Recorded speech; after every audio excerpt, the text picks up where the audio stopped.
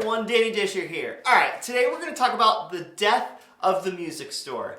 Is it actually happening? As you probably saw, Sam Ash is closing quite a few stores, and gosh, I love Sam Ash as a store. I mean, I used to go there all the time when I lived in South Florida growing up. I loved Sam Ash. And I actually loved Mars Music too, and that place closed. I lived in Fort Lauderdale, and gosh, that place was the coolest music store I still to this day have ever been to. But here's the thing, are music stores dying? My answer to that is no, and here's why. There's really two main things. Yes, they are closing more stores, and yes, I actually think music stores over time may get smaller. I even can foresee potentially that music stores or like guitar stores are going to actually get smaller retail space. But here's the thing, are they ever going to go away? No, and here's why.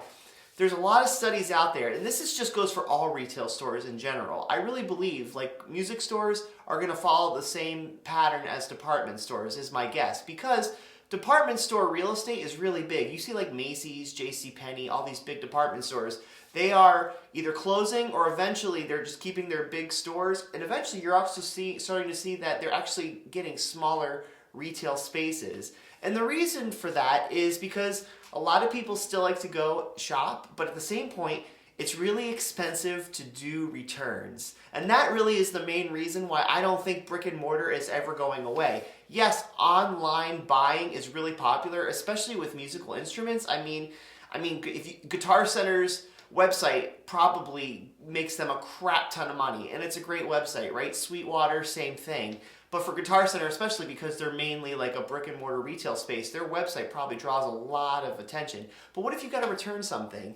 Oftentimes it's easier to return it to the store. You see that with a lot of retail places. They keep brick and mortar places basically to help funnel the shipping and the returning of items. So that's never going to go away because it actually in the long run saves those companies money when people have access to a brick and mortar store to return their products. And then also the number two that I think retail stores really aren't going to go away, especially music stores, is because there is something to be said about buying something in person, right? I mean, I've bought music gear, I've even bought guitars online, but I'm always nervous when I do it, right?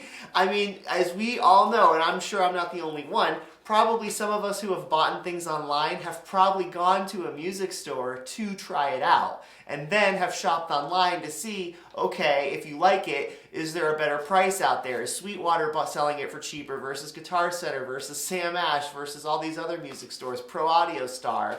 I mean, and that's what you end up doing. So music stores definitely have their place. And when you go into a music store to look at stuff, oftentimes you buy little things too, like you might buy a strap or a cord or whatever, a pedal, whatever. So I really don't think the brick and mortar is going away. I don't think there is a retail apocalypse. It's just a transformation. It's an evolution of what we're seeing with the retail space. So people who think that music stores or music gear businesses are probably going to go out of business, I don't think so. I think they just need to adapt.